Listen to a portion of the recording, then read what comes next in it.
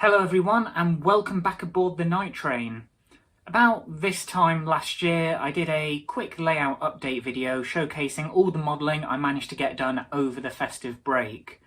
So I thought, 12 months on, let's see where the layout's looking now, and again I can show off some of the things that I got done over Christmas and New Year, including some more of the repetitive and mundane that I've already shown you in other videos on different parts of the layout, so it saved me repeating myself a little bit.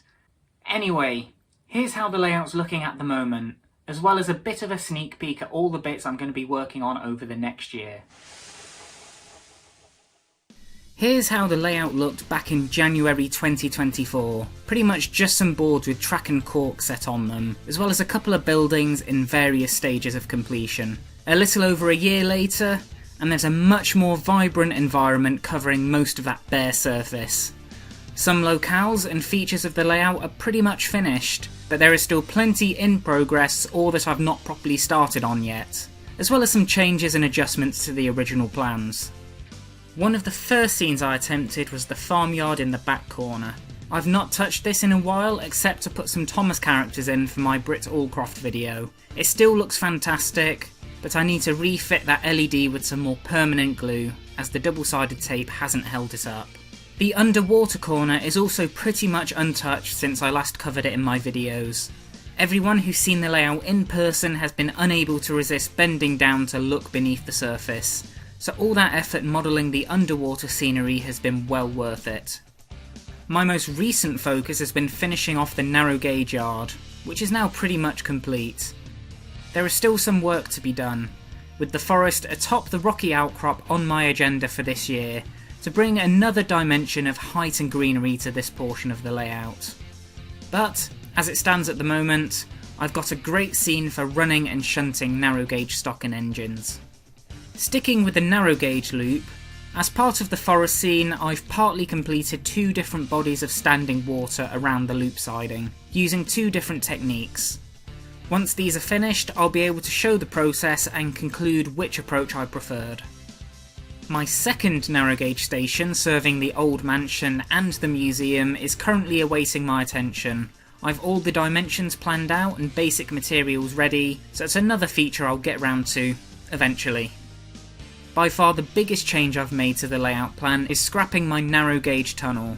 I already had the portals partly painted, but after some issues with my Bachmann Talaclin engine and the Bachmann Thomas coaches on the Pico 009 set track curves, I decided it was safer to leave this area of the layout open rather than try and construct some kind of tunnel access. With that went the plans for a bigger geological feature on the layout, as well as castle ruins atop the hill. What I've done instead is recycle the rocks I had cast into an uneven field of boulders through which the narrow gauge line runs, with the standard gauge track going outside it. It helps add a scenic break of sorts between both running lines. The base coat of the rocks and soil is partially painted, and I'll show off how I moulded the landscape and fitted the rocks in a future video. Once I've got everything painted and weathered, I'll add static grass and other foliage details. Sitting inside the narrow gauge loop, backing onto the boulder field, is the planned haunted house. The exterior of the lower story is painted and weathered, and the upper story is partially built. I need to detail the interior before I build up the 3-storey house anymore. That's another challenge awaiting me for 2025. At the front of the layout, the front left corner is almost complete. The sidings and points are now laid, ballasted, and weathered into a little goods yard outside of a works building. In this case, the Swindon Works tunnel entrance. To add some kind of backing and interior to this low relief building, I printed out a British Railways Swindon Works poster and stuck it behind the windows. The slightly translucent effect of the printer paper and the darker prints gives a simple but effective impression of internal detail and building structures, as well as light entering from the rear of the building. It's somewhat historically accurate in the broadest sense, and it's a much better look than transparent windows that show the curtain pattern or blank wall paint. At the other end, in the front right corner, I have laid the other set of sidings and points. Here I fitted inspection pits for easy open maintenance of any stabled engines. In this area there is a coal stave, and I've opted for a black, soot covered ballast that has been covered in ash by steam engines over the years.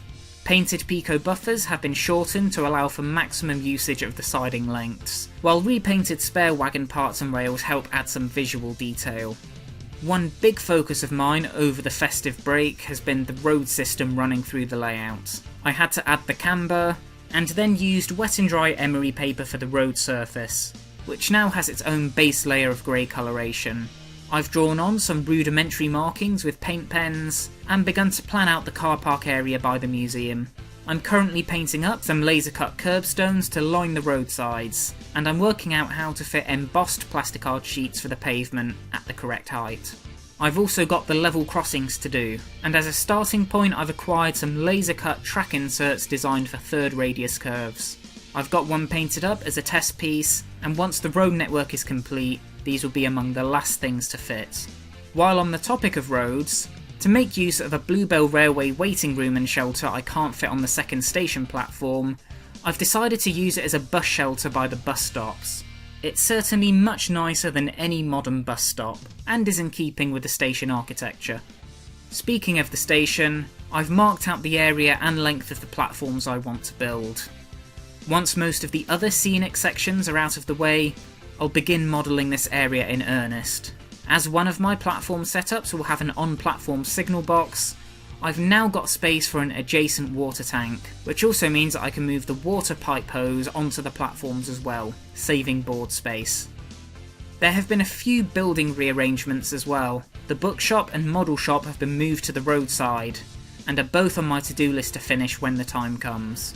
The pub, which is further along the production process, is now moved to where the shops used to be in order to make use of the car park as well. Pubgoers can also watch the comings and goings of the trains and traffic by the level crossing, and there is some more space for a pub garden and playground, and other sort of outside details.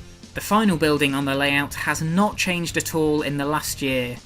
It's the huge shell of the museum building. It's in its final position now, but doing the detailing and interior of this is a project unto itself. I'll tackle this once the rest of the layout is in good shape, but I am looking forward to it.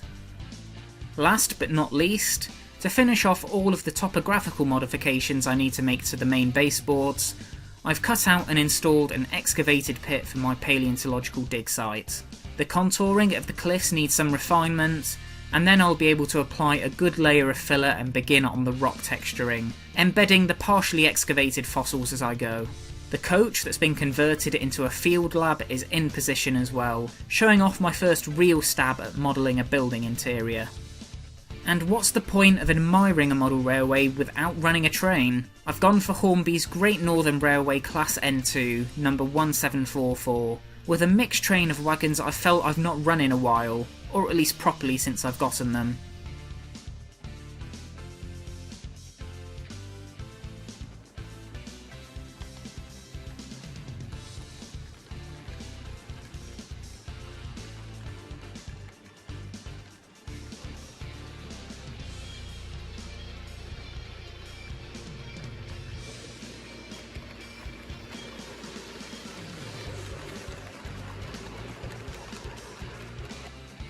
'1744 is due to return to steam on the North Norfolk Railway later this year, and it's a lovely locomotive I'm looking forward to seeing running again.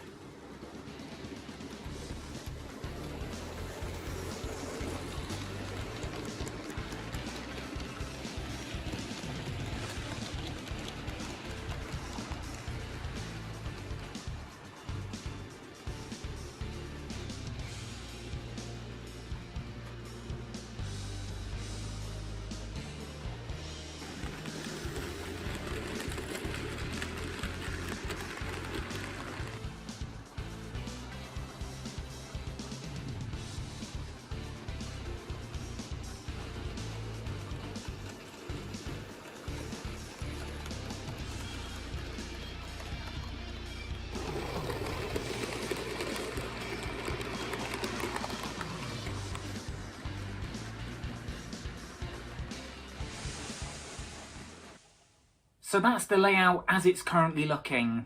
It looks very different to how it started and how we saw it a year ago, and that's primarily due to all the work I've got done during the winter months when the weather has kept me inside.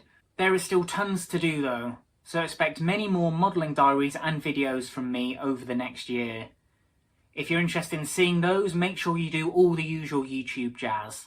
Like, subscribe, comment, get the notification bell ready so that you know when my videos go live.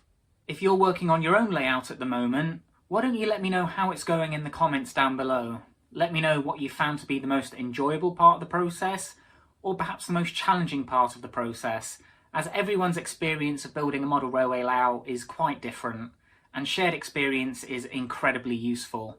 Anyway, that's all from me today, so thank you once again for watching, and I'll see you in another video very soon. Take care.